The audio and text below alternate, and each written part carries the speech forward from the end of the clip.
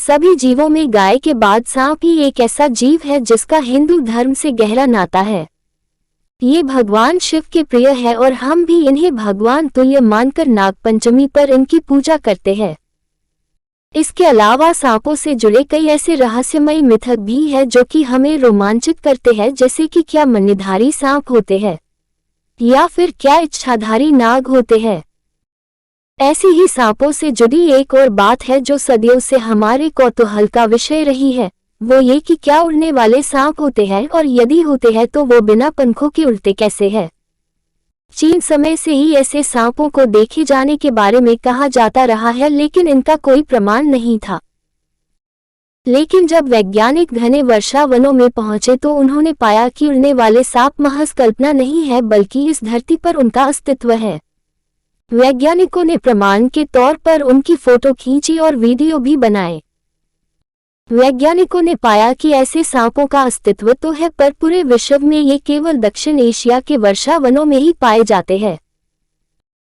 उड़ने में सक्षम ये सांप क्रिसोपेलिया जाति से संबंधित है। हालांकि इस सांप की मात्र 5 प्रजातियों में ही उड़ने की काबिलियत होती है।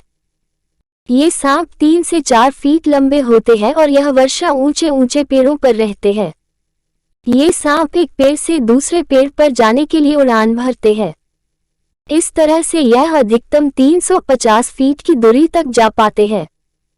हालांकि कुछ वैज्ञानिक उनकी इस क्रिया को उड़ना न मानकर एक पेड़ से दूसरे पेड़ पर छलांग लगाना मानते हैं। लेकिन अधिकांश वैज्ञानिकों का कहना है कि इसे छलांग मानना गलत है, क्योंकि 350 फीट बहुत ज्यादा दूरी होती है। बंदर जो कि छलांग लगाने के सबसे अनुकूल होते हैं वो भी कुछ फीट तक ही छलांग लगा पाते हैं। बहरहाल हमें इसे उड़ान माने या छलांग, पर वैज्ञानिकों को ये बात सबसे ज्यादा परेशान और हैरान कर रही थी कि पंखों जैसी कोई संरचना नहीं होने के बावजूद सांप इस क्रिया को कैसे पूरा करते हैं। इस बात पर कई दशकों से शोध चल रहे थे, पर कोई सार्थक निष्कर्ष पर वैज्ञानिक नहीं पहुंच पाए थे। पर इस साल की शुरुआत में इस पर हुई एक महत्वपूर्ण रिसर्च का प्रकाशन जर्नल ऑफ एक्सपेरिमेंटल बायोलॉजी में हुआ, जिससे इस रहस्य पर से पर्दा उठा। वैज्ञानिकों ये तो पहले से जानते थे कि जो सांप उड़ना जानते हैं वे उड़ने के लिए अपने आकार को बदल पाने में माहिर होते हैं, लेकिन वो ये करते कैसे हैं, इस पर पहली बार विस्तृत शोध हुआ है।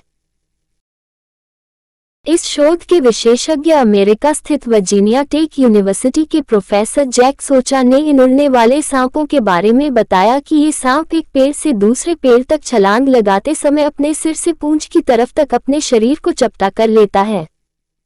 इस आकार में आकर यह अपनी पसलियों को सिर की दिशा में आगे की ओर व रीढ़ की दिशा में ऊपर की ओर घुमा पाता है। इस अवस्था में इसकी चौड़ाई दोगुनी हो जाती है और क्रॉस सेक्शन कर यह एक विशेष आकार पा लेता है, जिसके कारण ही इसका उड़ना संभव हो पाता है। वैज्ञानिकों के अनुसार इस खोज का उपयोग एक ऐसा रोबोट या मशीन बनाने में किया जा सकता है जो उड़ सकती हो।